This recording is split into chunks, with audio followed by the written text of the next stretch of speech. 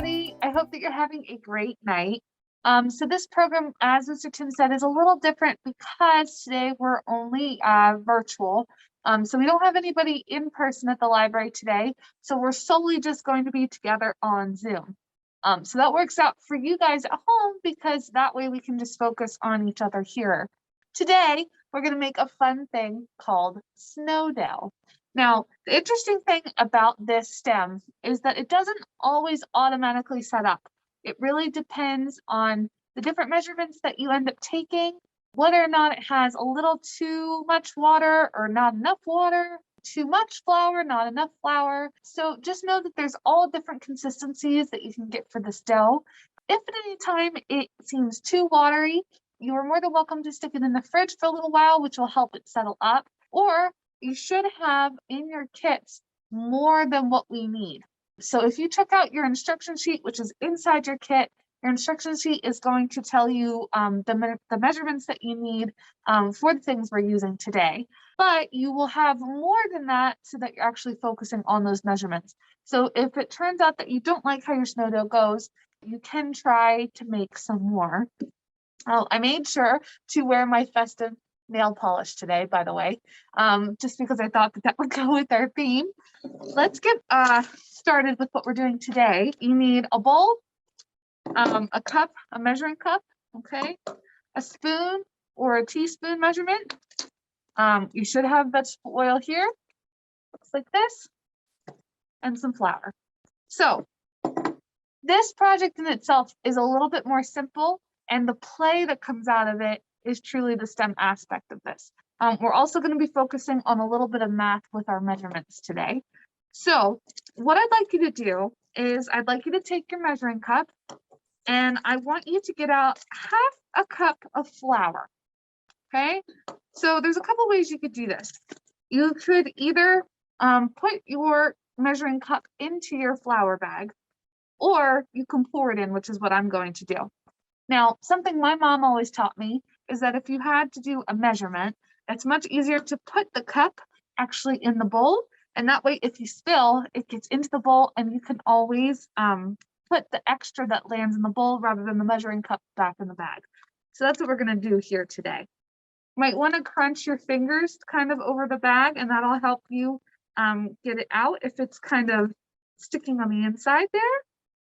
But you're going to shake out enough just to make half a cup. And I kind of like to shake it back into the bag when I'm done. Otherwise, it gets all over your fingers, which is great as a kid. I personally don't love it with flour, but once we mix the two ingredients together, it's not as bad. So if you have any play jewelry on at home, or moms or dads, if you have your jewelry on at home and you don't like getting that kind of thing all over your jewelry, you might want to take it off. One thing I always like to do too is kind of to just slightly shake the measuring cup just to kind of flatten it out and make sure that I actually have the measurement that I want. Once you've done this, you can go ahead and slowly pour it into your bowl. Now, I will forewarn you, this is definitely one of those messier STEM projects. This tends to get everywhere. I should have warned you earlier, but if you have a paper towel you'd like to stick under your bowl, anything to put down to kind of make sure it doesn't get everywhere, that might be a good idea. If you don't care, or if it's just on your kitchen countertop, that's fine too. But I just know it has the capacity to kind of travel. So what we're going to do next is we are actually going to get 2 teaspoons of the vegetable oil, okay, out of our container. So you can very slowly take the lid off the vegetable oil. It'll probably drip, okay, because there's some at least on the top of mine. Next, now I don't have my measuring teaspoon, so I'm actually going to just use my spoon. You're going to pour, and it does go kind of quick. You're going to pour 1 teaspoon, and it's okay if it drips, okay? Once you have it in the spoon, you can pour it into your flour, and then do it one more time. And if you spill a little extra, that's okay. Don't worry. The fun thing about this is it's okay if it doesn't work the first time, or if it does, that's fine too. So what's actually happening here is we are going to have a little bit of a reaction between the flour and our vegetable oil. It's not anything crazy like a volcano or when we do elephant toothpaste or anything like that. But what's actually happening is the two materials are starting to mix, except they don't really mix. They work together to make something else. So what I would like you to do once you've got your vegetable oil in is I want you to start mixing it around in your flour. And you're going to notice that it starts to get a little chunky, almost like when you're making cookies, right? Which you would use maybe flour or, you know, sometimes vegetable oil for cookies and things. It starts to get a little bit of that consistency where it kind of starts to get a little chunked up, a little chunky. So the fun thing about this dough is that sometimes it really does feel like snow. It's not the same kind of feeling as slime where we're going to be able to pull all of it out of the bowl. It's more giving it the consistency that we can play around with it and make it a little bit more solid, but we still want it to be like snow and kind of granular as well.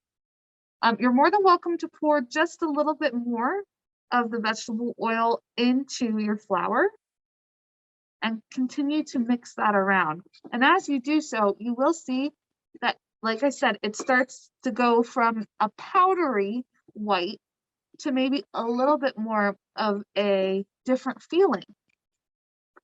So you want to keep mixing that around. And I'll actually show you mine here. You can see it's starting to get like a little bit more chunky, and it's actually sticking even to my spoon. That's a good sign. So you want to keep mixing it. And at least for me, I think I am going to pour a little bit more vegetable oil in. But look at that, friends. Science. So I'm going to pour probably about, ooh, maybe not the lid. I don't want to pour the lid in. I'm going to pour about 1 more teaspoon into my flour. And then continue to mix. So you want to keep mixing it around. Okay, and you'll see here, it definitely doesn't look like the flour we initially put into our bowl, right? It's definitely more of a solid now. Like I said, this does get everywhere. You want to mix this up enough that you really don't see a lot of white anymore, which is kind of funny since it's snow dough. But it looks kind of like cookie dough, but it starts out looking like snow. So for those of my friends who tactile wise don't like to touch things, like if you know, like flour can sometimes give you a dry feeling on your hands, you are more than welcome to play with it with the spoon or some other utensil in order to mold your dough. If you don't mind getting it on your hands, which is what I'm going to do, you can actually pick it up out of the bowl and start rolling it between your fingers and your hands, which is going to get the mixture really together, and it's going to make it even more so of a solid. You can also grab more of your flour now, which is white still, and sprinkle it on top of the dough that you've created to look more like snow. So that's what I'm going to do. I'm actually going to reach in here and start getting my mixture out so I can start to build something with it. And I think it would be really fun to try to attempt to make a snowman. That'd be a lot of fun, right? And the fun thing is, friends, too, is this dough is very easy to make, but you can also keep it in the fridge up to a week, as long as you put it in a tight container, like a Tupperware container. Now you will start to feel, like I said, your hands start to feel very dry because of the ingredients in our dough, but it's okay. Your hands just wash off. If it gets to be too much, feel free to put it down and use like a fork, a spoon. I can't think of what that utensil is, but you push them together like that. You can use that as well. But I'm just gonna try to get everything I can off the bottom of this bowl. Once you kind of squished it like this into a ball shape, you can roll it between your hands. And the warmth of your hands working with the flour and the vegetable oil is going to really push everything together and make it into a great dough that we can use here. Now, you have more than enough of your materials. I'm gonna move my vegetable oil over just so I don't spill it anymore. I actually might get some of it off the table like this. If you want to make more dough, because you have more flour and more vegetable oil, you just want to replicate the same recipe that you've already used, and that's how you can get more of it. And if it starts to get too dry, you can always add a little bit more vegetable oil in. And to make my snowman, I'm going to make 3 circles. So I'm going to start off by making the smallest one, and that's going to be my snowman's head. Like I said, if it starts to fall apart like this, that's okay, because you can always squish it back together. So you can either make whatever you like out of your snow dough, or you can follow along with me. But I just made my head here for my snowman. I'm going to set him back down in my bowl. And then I'm going to make his middle, so his tummy, and I'm going to roll it together to make another ball, just like this.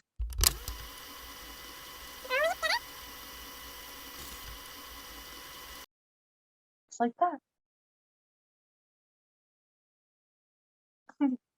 All right, and then I'm going to make the bottom of my snowman as well. So I'm going to use the rest of my dough that I have. And I'm going to roll it together.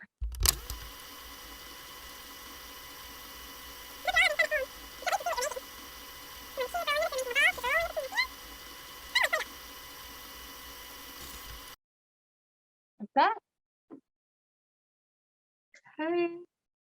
Squish it together to make my snowman shape. Just like this. I'm going to give him a little bit of a flat bottom here so he sits a little easier. Okay. I'm going to set him down in my bowl. Now, I think it'd be really fun to give our snowman a little bit of snow, right? Because right now he's more of a tan color. So what you can do is with your 3 fingers, you can pinch and place the flour over him, and you can kind of pat it onto your shapes that you've made in order to make them white. And this is why I said this is really messy. So you're just going to get all the flour all around and on your snowman.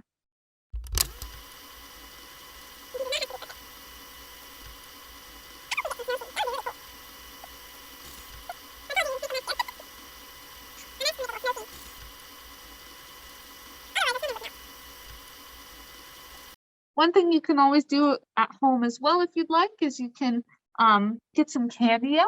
You could give him some or her some eyes with candy, or you can make a little hat or a scarf. Okay, here's the start of my snowman here, and you'll notice as he sits there, he kind of slumped down a little bit. But he totally stayed together though. So as you can see, I'm just putting more and more flour on him here. And the fun thing is too, is that all of these materials that we've used today, although it wouldn't taste really good at all, you could definitely eat it if you had to. Like I said, it's kind of the building blocks of starting to make cookies. So it's sort of similar, but it's not. It doesn't have the sugar. It doesn't have the things that make cookies taste sweet or delicious. We're missing some chocolate chips, but it does keep its shape kind of like a cookie would. And if you were done making your snowman and you didn't want him to be a snowman anymore, you can take him apart and place it back down in the flour that you have in the bottom of your bowl. Just like this. And then make something else with them. Now, if you add a lot more flour, you may need a little bit more vegetable oil, but that's up to you. I think I'm done with nothing just because I washed my hands. But there are so many possibilities of what you can make with your snow dough. You can make a snowy landscape, or you could do a snowman like I did. You could make a snow ship. That'd be pretty cool. Friends, thank you so much for joining us today. I hope you continue to play with your dough, make something really cool.